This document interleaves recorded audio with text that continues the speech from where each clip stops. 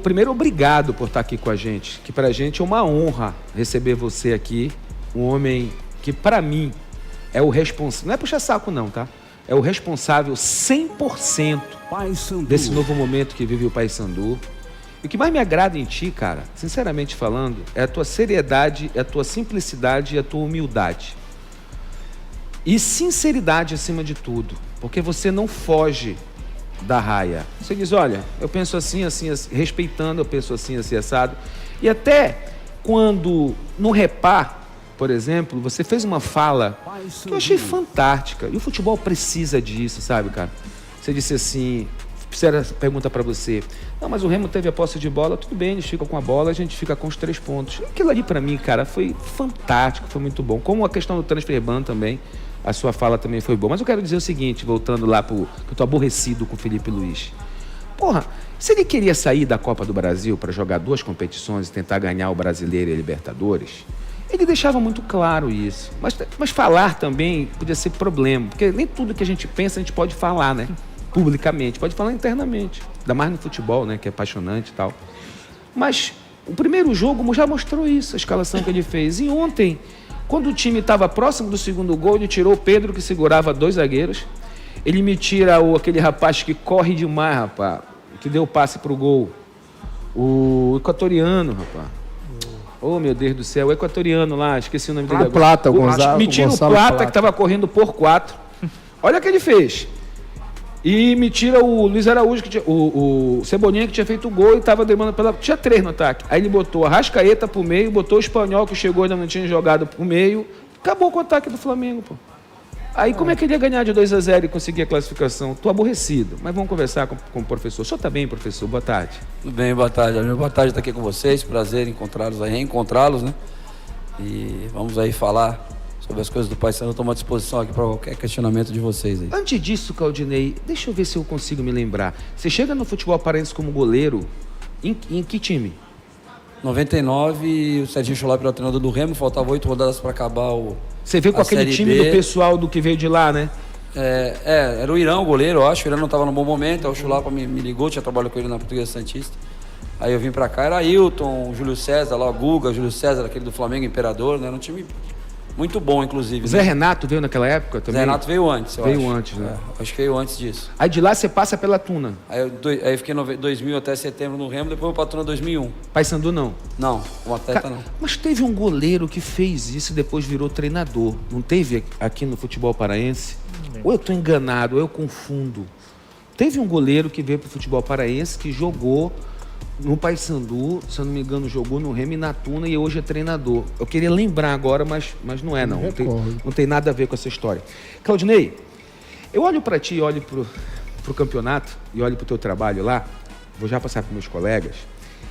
Cara, a vida de vocês é muito complexa, né, cara, como treinador, porque fica parecendo, tu não tem como planejar nada, né?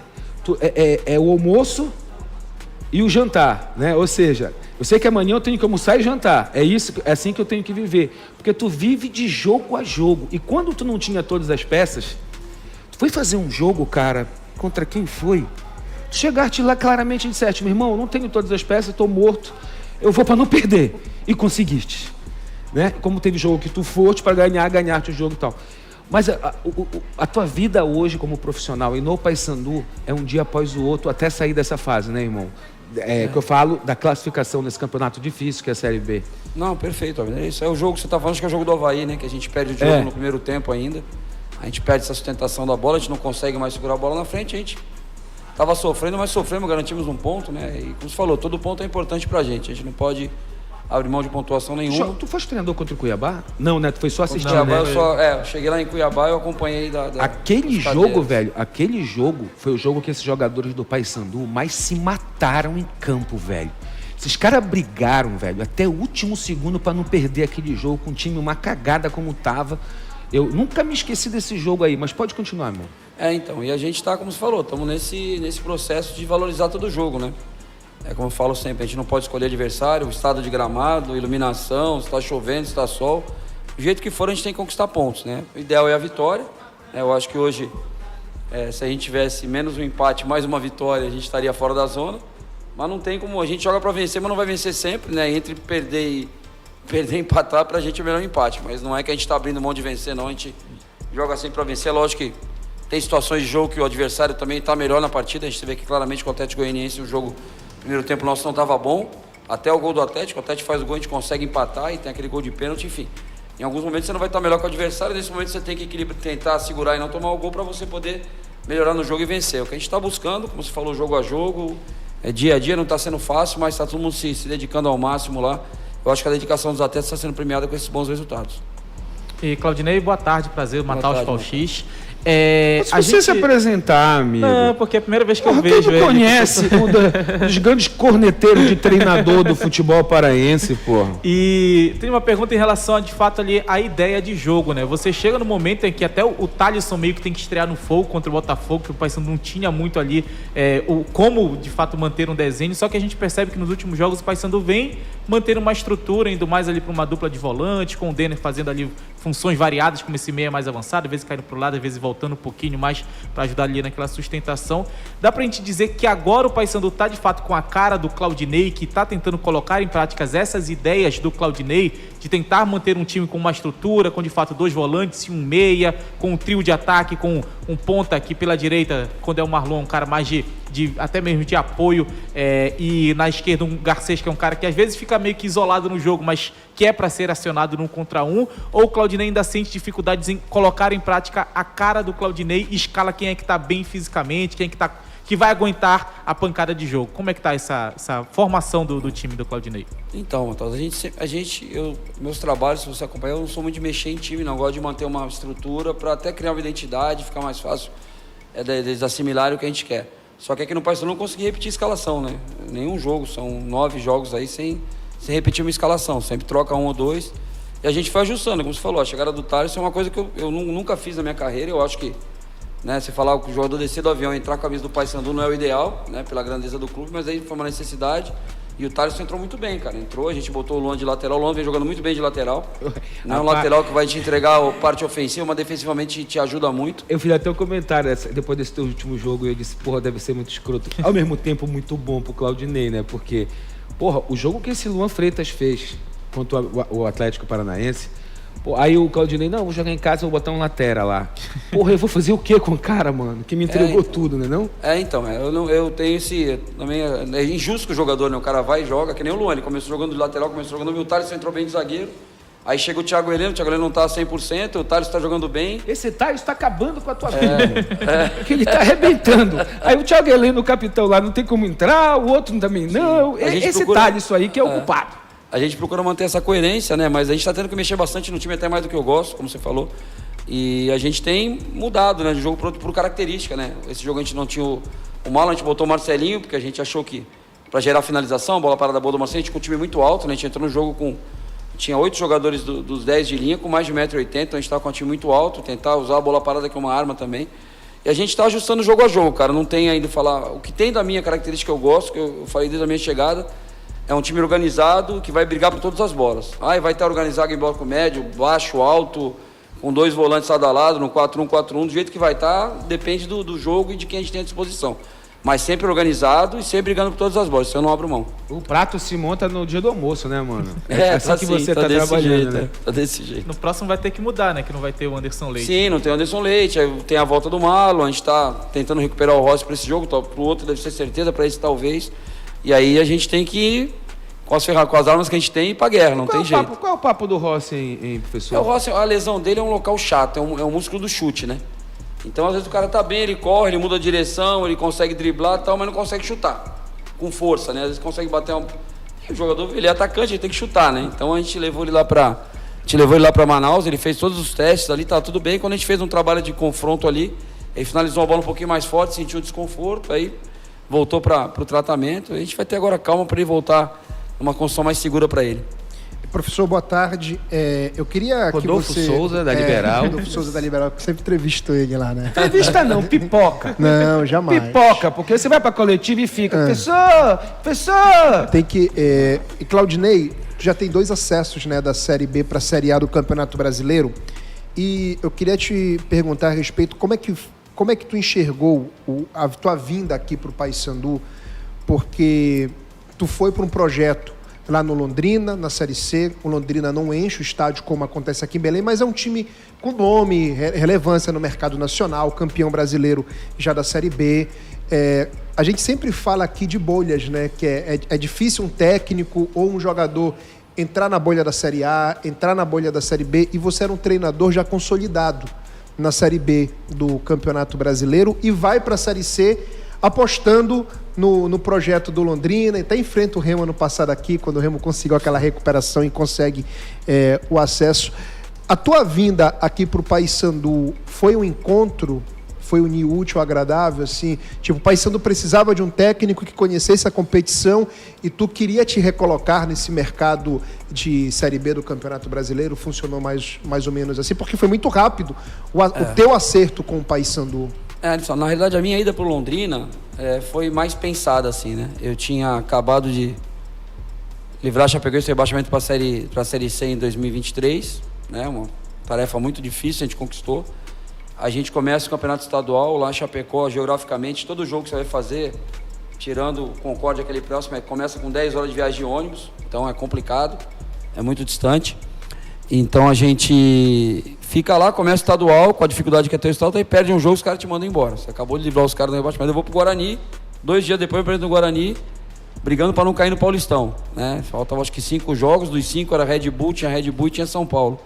A gente vai no Guarani, livra do rebaixamento, consegue entregar... Só milagre, até milagreiro, né? E aí a gente começa o brasileiro, aí tem uma questão até de entendimento, de pressão em cima de um atleta, a gente quis dar palpite na escala, só não aceitei, e aí me demitiram com a segunda rodada do brasileiro. E aí eu fui para casa e falei, vou dar uma descansada agora, não vou trabalhar tão cedo, vou para casa descansar. E aí surgiu Londrina, né? O que eu precisava? Eu queria fazer um trabalho de mais longo prazo, ficar um tempo no mesmo lugar, não depender dessas nuances intempestivas, às vezes, de dirigentes que são torcedores do clube, que a realidade é essa, né? Todos os dirigentes hoje do Paysandu são torcedores do Paysandu. E lá eu encontrei isso, o Belintani, que era presidente do Bahia, compra o Londrina, o CEO que estava lá, que agora foi para o América Mineiro, é o Paulo Assis, que é mineiro, o executivo de futebol não tinha nenhuma ligação com o clube, então as decisões eram tomadas em cima do trabalho e não em cima de paixão. E tanto que eu fiquei 1 ano e pouco, a gente quase subiu, perdemos para o Atlético na última rodada, continuamos lá, fizemos no grande campeonato paranaense, fomos em terceiro com a melhor campanha, fomos eliminados nos pênaltis pelo Operário, classificamos para a Copa do Brasil. E esse convite de Série B eu já tinha tido no passado do próprio Paysandu e do CRB, só que a gente já estava no quadrangular final da Série C, eu não quis sair. E aí quando surgiu esse novo convite do Paysandu, eu com o tempo, né, porque a situação era muito delicada, mas faltavam 22, 21 jogos, né, se não me engano, que eu assumi na 8ª rodada. Eram 21 jogos. Aqui o Paysandu? Não, na 11ª, né? Isso, 12ª, 12ª. 26 jogos. Isso. 27 quando me convidaram, eu assisti o jogo, faltavam 27, 26 jogos. Então 26 jogos, eu acho que é um tempo de você desenvolver um trabalho, né? Eu acho que eu assumi times em situações mais drásticas, a própria Chapecoense, faltando 8 jogos para terminar a Série A, 8 ou 9 jogos em 2019, a gente foi lá e conseguiu entregar em 18, aliás, livrar do rebaixamento. Então eu confiei que era uma oportunidade, eu até falei para vocês na minha apresentação, eu não vejo como uma dificuldade, é uma oportunidade minha de trabalhar num grande clube de massa, como você citou, e fazer um grande trabalho, cara. Eu, graças a Deus, como você falou, tenho um mercado muito bom na Série B, disputei 5 Séries A, eu tenho um 7º lugar com o Santos, um 8º com o Atlético Paranaense na Série A, então, só que na época não dava Sul-Americana, não dava Libertadores que nem dá agora, senão teria fatalmente classificado. E é uma chance realmente, como você falou, de voltar para a Série B, me inserir no mercado, daqui a pouco bater numa Série A de novo, né? Eu acho que eu tenho 55 anos, eu sou jovem ainda para treinador, ainda tem muita coisa para fazer. Você queria voltar para confusão. Você estava em Londrina, pô, que é uma puta... Média de 2 mil torcedores. Uma puta só. cidade, friozinho gostoso, vinho bom, uva boa. Você falou, eu quero confusão. Tem caboclo que gosta de estar Eu adoro uma confusão, professor. Aí você não tinha o que fazer, ver eu ganhar do Remo aqui na sua estreia. Porra. Segundo jogo, ele estreia com o Botafogo. É imperdoável isso, professor. Professor, eu queria fazer 2 perguntas sobre o Paysandu, mas o senhor falou uma coisa aí na sua passagem pelo Atlético Paranaense. Se o senhor conseguir em 1 minuto, o que acontece, cara, com o Furacão, hein, velho? Que estrutura porrada, estádio porrada. Time que já foi campeão brasileiro, Libertadores na Copa. Copa do Brasil. 2 vezes da Sul-Americana. Qual é a parada lá? É política, professor? Cara, eu trabalhei lá 6 meses, 7 meses, de 14 a 15, né? A Série A de 14 ali, segundo turno, ou 20 jogos, eu acho. Depois o início de 2015. Eu peguei, na época o clube não tinha investimento em elenco. Se você depois pesquisar e ver o nosso time que chegou em oitavo no Brasileiro, se você for pesquisar o time, não era um time que tinha investimento para chegar em oitavo. Eles investiam em estrutura, e uma estrutura fantástica, como você falou, o CT lá é um absurdo, o estádio maravilhoso.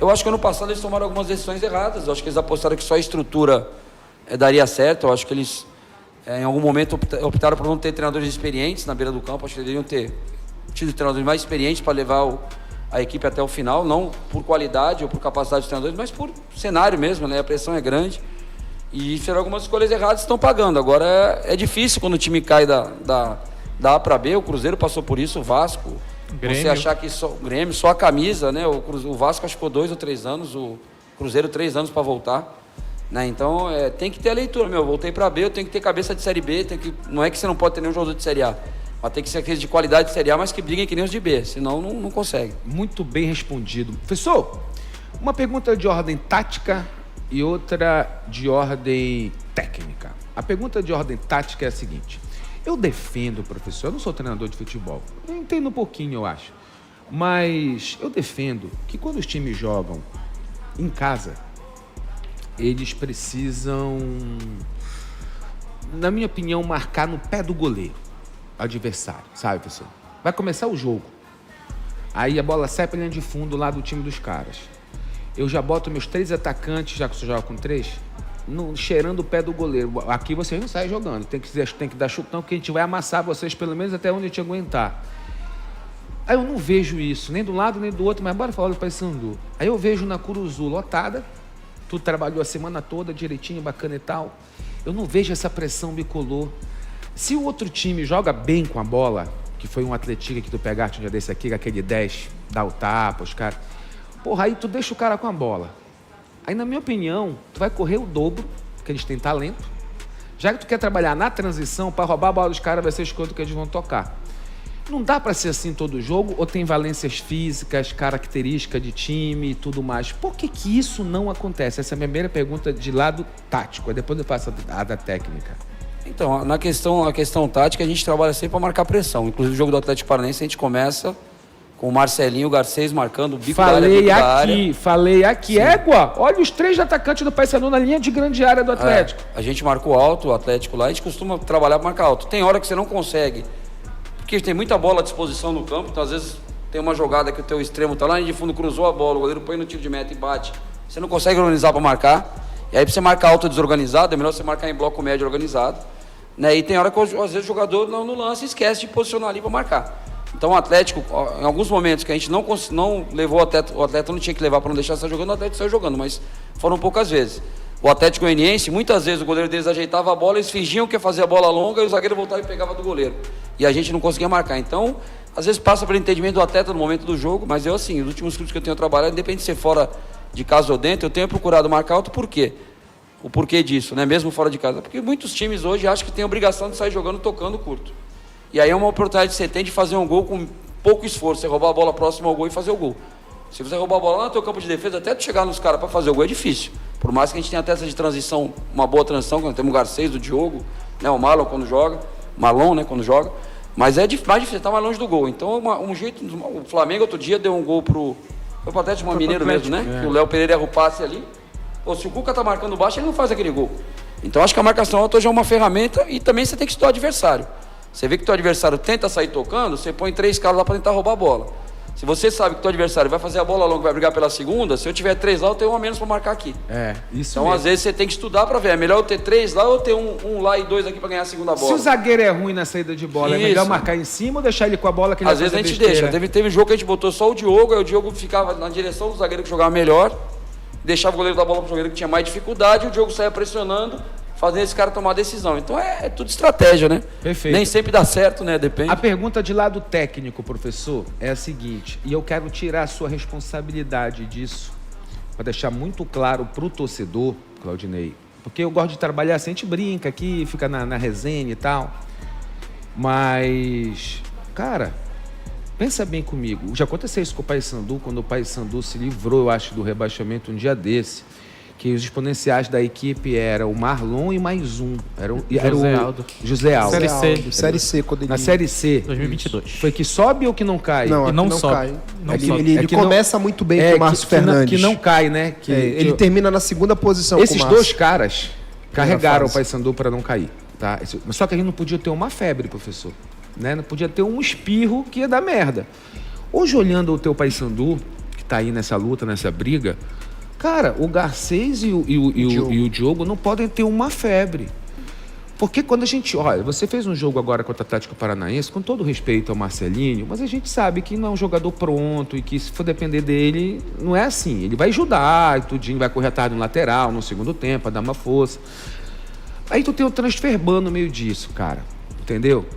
E aí é o que eu temo, sabe, Claudinei? Porque quando tu mexe, principalmente nas beiradas, tu não consegue o mesmo... E tu concentrar o jogo só no Garcês, apesar de ele ser um baita jogador, mas, porra, pode ter dia que ele não tá. Ou o cara pode dobrar a marcação nele, e aí tu não vai ter uma outra saída. O que tu tem pensado sobre isso? Você revolucionou tanto que antigamente, Claudinei, em sonhar que o Rossi não ia ter condição de jogo, pronto. O torcedor já dizia, já perdemos. Hoje não é mais assim. Hoje você conseguiu montar. Só que eu acho que as tuas mudanças, cara, quando tu olha pro banco, não que os caras não sirvam, não é isso que eu quero dizer. Só estou dizendo que tecnicamente não iguala. Por exemplo, se o Grandão não jogar amanhã, não jogar segunda-feira, quem vai para lá? Eu, o fulano, não. Quem é que é a referência que vai fazer? Como é que tu pensa? Tu tem conversado? Porque o que tem passado o Roger pra gente, deixado a entender, é o seguinte, cara, eu ainda não paguei porque eu não estou pensando em contratar. Não é uma urgência, né? Não é uma urgência. Eu queria te ouvir em relação a isso. Eu acho assim, a gente tem, por características, né? O Garcês é um cara que tem uma característica diferente, é um cara que tem a capacidade de pegar a bola no campo de defesa e conduzindo a bola até o campo de ataque, tirar o teu time da pressão, né? Com condução de bola, muita força. O Diogo te entrega um jogo aéreo, né? Que poucos atacantes entregam na Série B. E se não tivesse até isso aí que você falou, a gente tem que... O Rossi é insubstituível pela qualidade técnica, pela carreira. Só que a gente está dando um jeito sem o Rossi. A gente tem que dar um jeito. O Marlon vai jogar de beirada, a gente põe o Denner de meia, outro jogo põe um ponta, põe o Denner de beirada e bota alguém por dentro ali. Jogamos já com 3 zagueiros, com um lateral jogando como ala. A gente tem que achar as soluções, né? O problema vai acontecer. Se uma hora ou outra a gente não tiver o Garcês, não tivemos contra o Avaí, esse jogo que a gente empatou, a gente não tinha o Garcês também, né? A gente perdeu também o Garcês para a transição. Só que a gente tem que conviver com isso, tem que entender e tem que apostar em quem está lá para entrar. A gente teve um caso contra o Curitiba, que jogaria o Thiago Heleno, ia jogar o Luan e o Thiago Heleno. Luan de lateral, o Thiago Heleno de zagueiro, porque o Thaleson não podia jogar. A gente perde o Thiago Heleno, no outro dia a gente treinou com o Luan de zagueiro e o Brian de lateral. Aí nós perdemos o Luan, aí botou o Maurício de zagueiro, o Maurício fez um grande jogo. Não tinha, ele é um zagueiro não tinha jogado interessante, comigo. ele. Entendeu? Então, assim, a gente tem que apostar que os caras vão entrar e vão dar conta, mas você tem que dar informação e tem que privilegiar a característica do atleta. Eu não posso colocar o Marcelinho e achar que ele vai fazer o Garcês faz.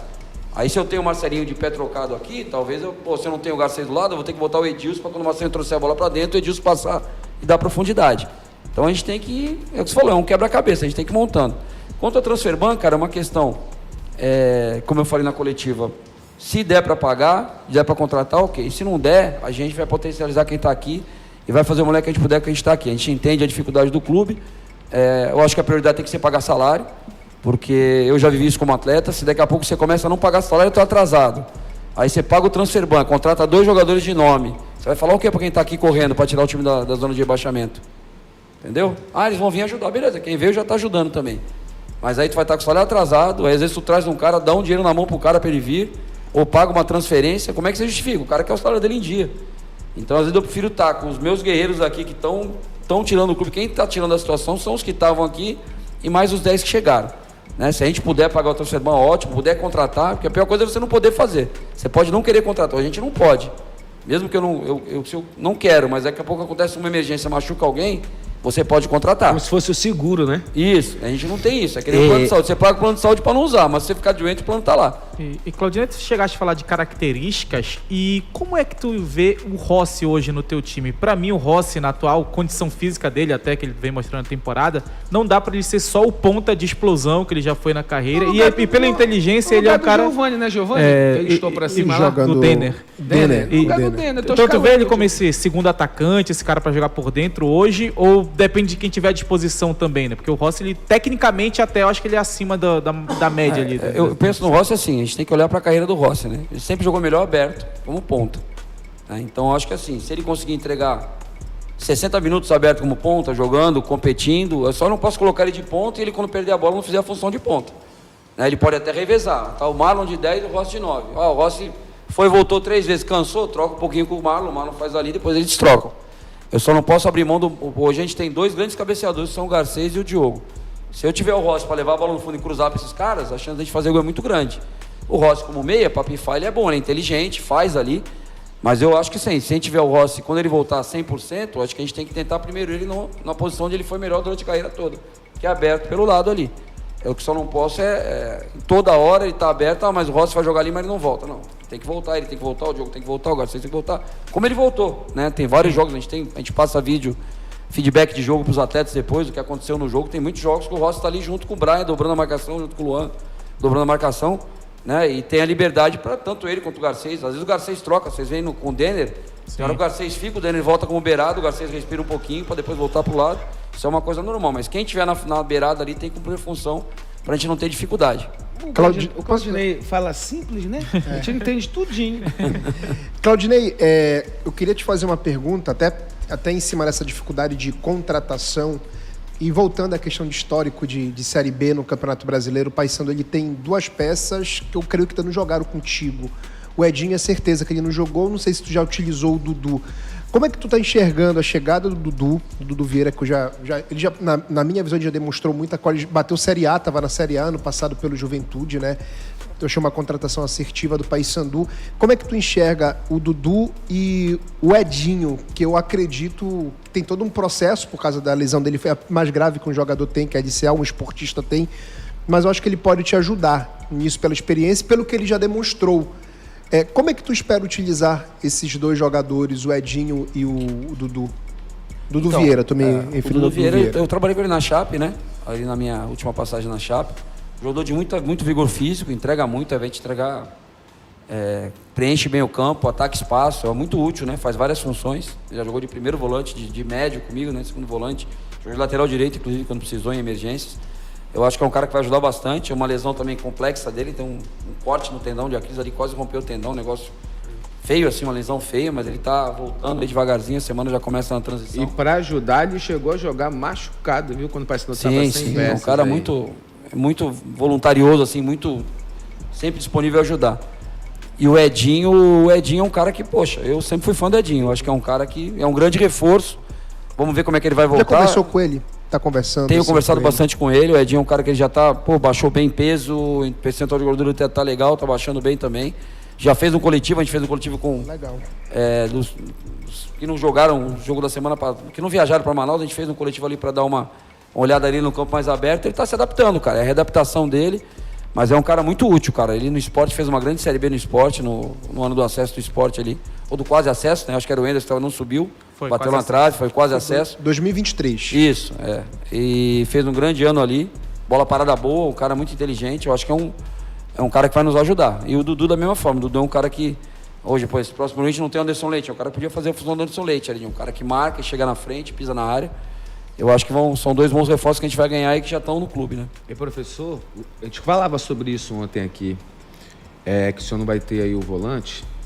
Mas só tem o Vilela. O Vilelinha, ele dá porrada em todo mundo. O Vilelinha, 3 jogos, um vermelho. 3 jogos, 3 jogos, o terceiro cartão. 3 jogos. Eu queria ter esse Vilela no meu time. Esse caboclo Teve um repar, rapaz, que ele fez 62 faltas. Ele deu porrada do primeiro minuto, foi tomar cartão aos 32 do segundo tempo. O da final. Só do primeiro tempo, cara. Ele deu mais 5 porradas. E só foi pegar cartão com 32 do segundo. Ele é top. Mas vamos lá, Claudinei. Aí a gente estava escalando teu time ontem aqui. Porque tu tem um jogador lá, cara, que eu pensei que ia chegar no Paysandu, botar a camisa e dizer, meu irmão, esse cara vai... Como é que é o nome dele? André Lima. André Lima, cara. Porra, o cara tem postura, meu irmão, sabe? Um cara que joga de cabeça erguida, o bicho tá pegando, ele tá jogando de boa e tal. Mas tem coisas que é assim, né, cara? Tem gente na frente do cara, o cara joga poucos minutos e tal. Pode, de repente, ser uma arma tua pra segunda-feira, já que não tô escalando ninguém aqui. Mas qual é a dele, assim? Porque a gente fala de jogadores aqui, a gente não tá no treino. Não é o caso dele, tá? Pelo amor de Deus, eu vou só falar a comparação. Tem jogador no Remo, pronto. Que a gente chega, fica debatendo aqui, a gente vai perguntar, treina mal. Não se esforça, não empolga o treinador. Mas o cara já treina mal desde que ele nasceu. Ele é jogador de jogar, de estar dentro de campo. Ele é uma tiriça dentro do treino. O treino é uma merda. Mas lá que dá as valências pro cara jogar, né, pessoal? Qual é a parada do André, cara? Assim, ele não encarnou o titularzão do teu time? Qual é a parada? O André Lima, eu conheço, trabalhei com ele no Operário de Ponta Grossa em 2022, se não me engano. Tá velho também, pessoal. Trabalhou com todo mundo, com ele, pô. em 22, aí depois ele saiu de lá e foi pro Mirassol. O André é um segundo volante também, ele chegou a jogar de primeiro, aí se adaptou a jogar mais como segundo volante, parece no Confiança, onde ele teve uma boa participação ali. E tem treinado, cara, tá buscando o espaço dele, só que assim, aí quando eu trouxe o Anderson e o Denner, né? Que foram jogadores que comigo foram titulares. O André comigo ele era reserva. Então, assim, os jogadores que eu tenho um pouco mais de confiança, que o período que tiveram comigo, jogaram mais comigo, né? Então, eu já tenho mais minutos deles em campo comigo do que com o André. Mas o André vem treinando bem, entrou, né, no jogo aqui em casa, ele entrou no final ali contra o do Atlético, né? Ele entra no segundo tempo ali contra o Atlético e é um cara que a gente, em qualquer momento, vai ter oportunidade. E aí tem que aproveitar a chance. Quando tiver a chance, tiver minutagem, mas a gente confia nele. É um cara que tem qualidade, é um cara que joga de cabeça erguida, né? Tenho conversado bastante com ele também, às vezes que é um jogador que, às vezes ele procura um passe mais difícil que precisa, às vezes tem uma jogada mais simples, ele tenta um passe mais difícil de romper linha e acaba errando. Então eu tenho conversado com ele, mas eu acho que é um cara que tá focado, tá buscando oportunidade, tá com fome, assim, se vê no treino que ele tá querendo a chance. Quando tiver, espero que ele corresponda. Bora ver se tu é sincerão mesmo ou tu vai pipocar aqui na resenha agora pra gente ir embora, porque tu ainda vai pagar o almoço. O treino é hoje à tarde ou foi de manhã? É hoje à tarde pra não pagar o almoço, na tarde. É verdade ou é a lenda que diz isso? Como é que tu encontraste o Papão, cara, para aquele jogo Repá? Faz aquele primeiro jogo, depois vem pro Repá. Como é que tu encontraste o grupo e tal? É verdade que na pré-eleição Pai Abner foi citado, porque Pai Abner deu aqui a vitória do Remo incontestável. E era para ser assim, mas tu montou lá um negócio de um X1 que foi foda, não deu certo o Pai Abner, quebrou a bola. Pai Abner foi, porque o que aconteceu? Ao término do jogo, porra, meu irmão, o Rossi escroteou o Pai Abner, o Maurício Papai Smurf escroteou o Pai Abner, o Roger correu pro microfone da Liberal para escrotear o Pai Abner. Não, foi elogiar o Pai Abner, que Abner acertou o placar do jogo, ironizando. O Pai Abner foi mostrado para os meninos. O Pai Abner ajudou o seu trabalho naquele dia, professor? Fale a verdade!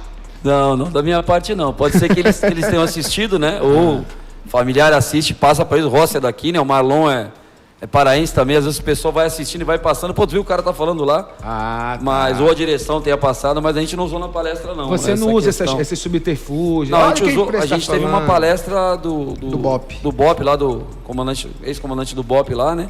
Foi bem bacana na véspera do Repá, que eu achei que foi legal, assim, um cara que tem uma boa, verbaliza muito bem as coisas, coloca as situações e, o cara falou, o cara que bota a vida em jogo ali, né? A gente sai para um jogo que o pior que pode acontecer é perder. O cara sai de casa, pode acontecer ele morrer e não voltar para casa, né? E ele, botou o grupo muito para cima, achei que foi bacana a palestra dele, foi muito interessante. E a gente procurou mobilizar, a gente sabe da importância, né? A gente já viveu o Repá, a gente sabe da importância do jogo. E eu acho que foi um jogo muito bacana, assim, foi um marco pra gente, né? Porque você vê o teu torcedor ali dividindo o estádio, você na lanterna e o adversário brigando pelo G4, foi muito marcante para todos. Acho que aquele serviu para unir mais o elenco. Mas da minha parte, pode ficar tranquilo. Se eu tivesse usado, eu te falava com toda certeza. Ei, tu tem um puta goleiro, hein? Tu é goleiro, tu tem um puta goleiro. Falava que... eu acho ruim assim de falar, até porque a gente não tem uma intimidade e tal, mas eu acho ruim de falar isso, porque teu jogador tem que respeitar, mas eu falei em dezembro pro Roger. Roger, precisa de um goleiro, você não precisa de um goleiro. Ele disse, porra, mas eu acabei de comprar esse 3 anos. Pagou bem. Paguei bem, pô. Pagou bem. Aí eu disse, precisa de um goleiro. Aí, pô, esse caboclo aí, bom goleiro, gosto dele. Ele é bom goleiro, tem sorte. Já que tu era goleiro, né? Aí tem sorte, é bom, joga com o pé, com a mão e tal, pá. Tu não perdeu o Repá ainda, né, Claudinei? Contra o Remo tu ganha, quando tu era jogador... tu ganha de 2-1, dos gols do Marcelo Passos, perdeu? Mas eu já perdi Repá, sim. A gente perdeu, acho no Paraense de 2000. De 2000, acho que a gente perde. Verdade. A gente perde um repá na Taça Cidade de Belém, que a gente é campeão no começo de 2000, que tinha aquele torneio. Quando tinha aqueles torneios de Guararema, Paysandu, Tuna e Castanhal. Isso, é. A galera nova nem a gente lembra perdeu, disso. mas foi campeão, né? Porque tinha vantagem. Saldo de gols, né? Era? Naquela época era uma lisura total. Né? Eu já ganhei, Tuna e Remo, eu já ganhei do Remo com a Tuna no Baenão também. Era, 2001, da Série B. Claudinei, Série B 2001. era ruimzão, né? A torcida sempre foi maravilhosa, o futebol obrigado, mas era muita pobreza, né? Assim, de estrutura, de tudo, né, cara, sim. E não só aqui, né, Tudo, Claudinho? No Santos é. mesmo, né, naquela época. Eu era goleiro, cara. Eu jogava, fiz a minha base no Santos. Eu cheguei no profissional, você tem um treinador de goleiro, cara. Isso 87, tá? 40, é muito tempo atrás, mas toda a seleção de base era goleiro do Guarani, ou da Ponte, do Inter ou do Grêmio, porque eram os 4, e o Palmeiras que tinha um treinador de goleiro, os outros times não tinham. Quem dava treino pra gente era o treinador, o técnico, o Era o preparador professor físico. Valdir lá no Palmeiras. Né? Então, Foi o o Palmeiras primeiro, começou. né? Então, assim, tudo era pior, né, cara? Então, era só que em todos os lugares era pior. O Santos, a gente treinava no campo, no batalhão do 2º BC lá em São Vicente. O campo era horrível, o Santos treinava ali, eu treinava na Vila, não tinha CT. Então, tudo foi melhorando, né? Graças a Deus as coisas foram melhorando, mas assim... Eu treinei lá. Era muito bacana. Bom, você jogou praticamente o tempo que eu cheguei aqui. 2000 você estava parando? 99? Você já estava na imprensa, né? 2000, Você já tava escrevendo 99 eu entrei. Você escreve na Amazônia? Era Amazônia? Amazônia, Você escrevia Aquela coluna lá, né? me levou ao céu, velho, aquela minha coluna. Aquela minha coluna fez o Givanildo ir pra cima de mim no Morumbi. Ô, Abner, você, um cabra safado, venha! Bota aqui. Olha aí, lá no Morumbi, saindo do vestiário. Primeiro que eu entrei pra fazer uma reportagem lá com o Gino, eu acho, e aí ele manda me expulsar do vestiário. Aí, na época eu entrava no vestiário, lembra disso? Sim. Aí eu saio, né? Aí ele pega... Aí a imprensa de São Paulo vem toda pra cima de mim. O que aconteceu? Olha, briga aqui no vestiário do Paysandu. Eu disse, não, rapaz, que esse senhor aí tomou de 4. E ele não gosta de perder, ele não sabe editar, não sei o quê. Rapaz, aí o Marco Dobrado, o lateral direito, que até faleceu uma época dessa, virou e disse assim... Diga pra eles o que você escreve naquela sua coluna. Aí quando eu viro, o Givanildo vem. Vem, seu cabra safado, eu vou lhe dar porrada agora. Aí eu peguei e disse, mas como, Givanildo? Aí veio o Hélio Vero, que já era maior que ele, né? Eu disse, sai daí. Aí me levaram, eu fui embora, mas foi pra ideia.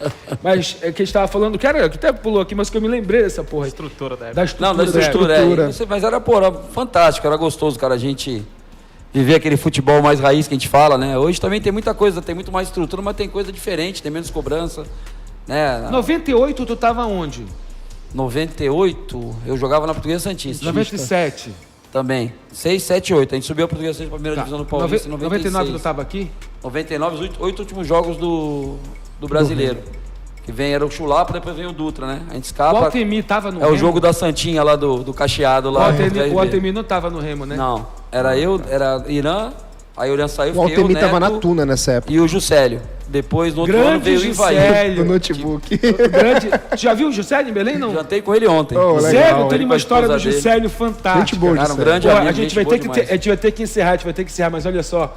O Juscelio, Remo e Criciúma em Criciúma. O goleiro era o Marcelo Valença. Lembra do Marcelo? O Marcelo Valença era o goleiro. Aí começa o jogo. 2-0 pro... Intervalo de jogo, 2-0 pro Criciúma. O Remo ganha aqui de 2-1, né? Se bate na volta. Aí o Marcelo Valença liso, salário atrasado, chegou no vestiário, largou. Disse, olha, Juscelio, tu te garante, cara, que eu tô sentindo aqui o Célio.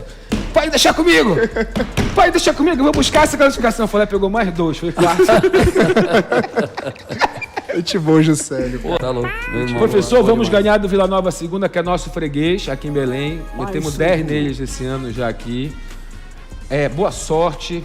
A missão ela é dificílima, tem pouca grana, mas time grande não cai quando?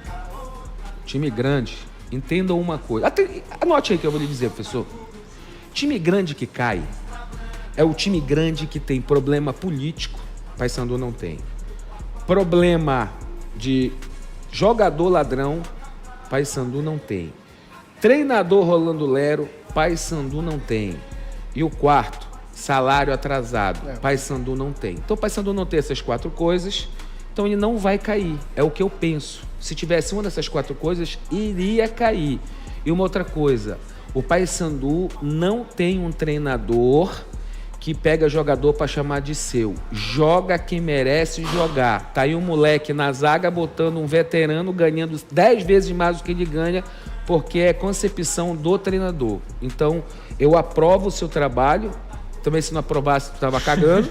Mas, ao mesmo tempo, tá sendo feita uma coisa séria. Se tivesse mais grana, pagar o transfer ban e trazer mais umas 3 peças, ia te ajudar demais, eu tenho certeza. Roger, pelo amor de Deus. Paga o Roger, transfer ban. vende só um reloginho. Paga o transfer ban e traz uns 3, mano. Porque nós estamos correndo risco ainda no futebol paraense. Tem que ganhar 50% dos jogos, irmãozinho. Tá? Paga só, vende só um reloginho. Só não tem, professor, lá no seu cofre. O senhor paga agora, depois. O meu é da Shopee, o meu é baratinho. Não, é sério, cara. Joguei nos anos 90, né, Claudinei? Na época o jogador não ganhava dinheiro, não, na minha época. E não fiquem com ciúme, vocês estão me chamando de puxa-saco, pecônia, não sei o quê, torcedores do Remo. Não fiquem com ciúme. Esse cara foi um dos maiores goleiros que o Remo já teve. Não, o Claudinei foi bem. Em homenagem a ele, inclusive, no repar do segundo turno, né? Nós vamos ganhar. Nós do Leão vamos ganhar para homenagear o Sei professor. que você é vestido de goleiro em minha homenagem. Queria falar que é vestido de goleiro. Claudinei, um beijão pra ti, cara. Deus te abençoe sempre. Bom Obrigado, trabalho amém, lá. amém.